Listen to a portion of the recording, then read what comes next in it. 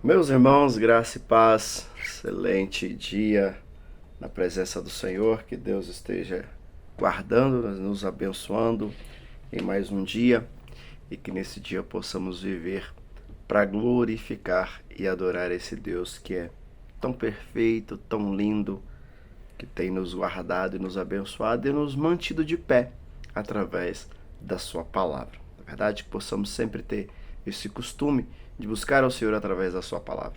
Iniciamos aí ontem com a Rebeca o livro de Naum, um livro bom para ser lido porque ele traz esperança. Esperança em meio ao caos, esperança em meio à destruição, mostrando que Deus, o nosso Deus, é um Deus ativo, um Deus que está presente nas nossas guerras, nas nossas lutas, um Deus que nunca nos abandonou, um Deus que nunca nos deixou só, um Deus que exerce a sua misericórdia. Hoje o nosso texto é o capítulo 2.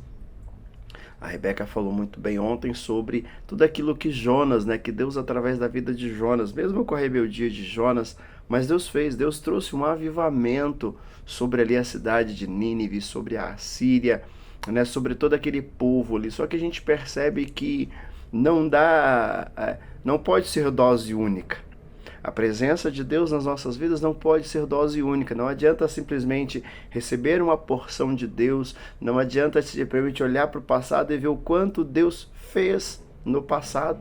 Isso não soluciona, isso não pode ser assim. Paulo vai dizer que precisamos viver em novidade de vida. Então, Deus sempre tem algo novo, Deus sempre quer ministrar aos nossos corações. E nós vemos lá em Jonas que Deus dá uma oportunidade a Nínive, só que Nínive não aproveitou essa oportunidade. Pelo contrário, eles novamente foram rebeldes ao Senhor, eles lutaram contra o Senhor. E o capítulo 2, ele vem nos mostrar algumas questões bem básicas, e quando os irmãos estiverem lendo esse capítulo, falando sobre a queda de Nínive, que nós possamos observar algumas situações bem claras. Que o quê? Que a maldade do mal, vamos pensar assim, A maldade a maldade do que pratica o mal, podemos pensar assim, ela não durará para sempre. Os atos dos maus não durará para sempre. Terá um tempo determinado e no tempo determinado Deus entrará com provisão, Deus entrará com sua graça, com seu poder, trazendo justiça. Então, os maus não perseverar para sempre. Chegará um tempo que Deus irá tratar, que a mão de Deus se voltará contra eles. E isso não foi só na questão com Nínive.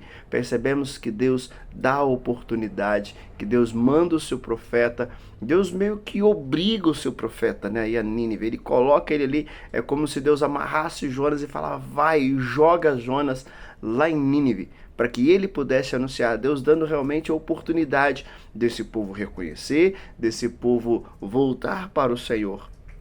A princípio volta, mas logo em seguida perde tudo de novo.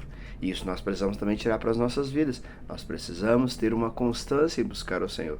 Por isso que a Bíblia sempre vai dizer, o autor de Hebreu vai falar sobre isso, a questão da perseverança. Precisamos perseverar em buscar o Senhor, em lutar. Corramos, a cada instante buscando o Senhor. Nínive não fez.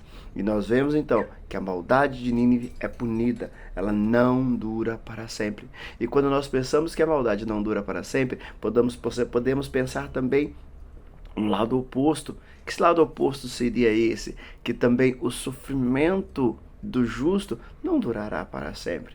Chegará um tempo a qual Deus trará alívio sobre o seu povo, a qual Deus trará da sua misericórdia sobre o seu povo. Não que ela não tenha estado, não que ela não tenha sido real, mas muitas vezes o povo de Deus, muitos de nós vivemos sofrendo com algumas questões, com algumas situações, e precisamos entender que isso um dia chegará o fim, aonde Deus entrará com provisão, punindo o mal, punindo aquele que pratica o mal e também libertando o seu povo, libertando aqueles que creem em Deus, aqueles que confiaram na sua potente mão. Então, precisamos entender que tudo terá o seu fim. A maldade terá o seu fim, o sofrimento terá o seu fim, e por isso precisamos permanecer fiel, por isso precisamos sempre continuar com os nossos olhos em duas questões muito básicas, no amor e na justiça de Deus. no amor e na justiça de Deus. Esses dois pontos, sempre os nossos olhos precisam estar muito fixos, não simplesmente os nossos olhos físicos, mas os olhos do nosso coração, de entender: Deus me ama. Entender que todas as coisas cooperam para o bem daqueles que amam o Senhor, por mais que eu não entenda, por mais que eu não compreenda, mas o amor de Deus é real e verdadeiro, e Ele está sobre a minha vida, Ele está sobre mim. Da mesma forma, eu preciso pensar na justiça de Deus. Deus é um Deus justo.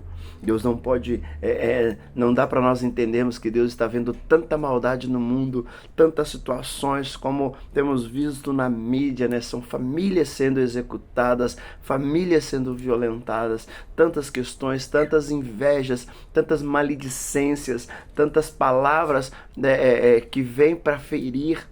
Nós não podemos pensar que Deus está vendo isso e simplesmente não é comigo, não tenho nada a ver com isso, não. Não, Deus é justo.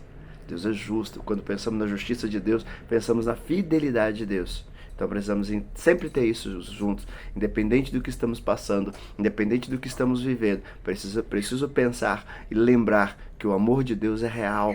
O amor de Deus é verdadeiro e ele foi provado na cruz do Calvário.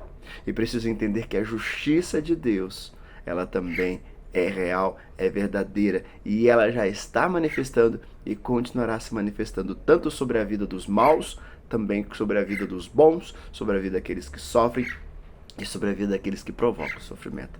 Que Deus possa te abençoar, te dando um dia muito abençoado na presença dele, em nome de Jesus. Fiquem todos com Deus.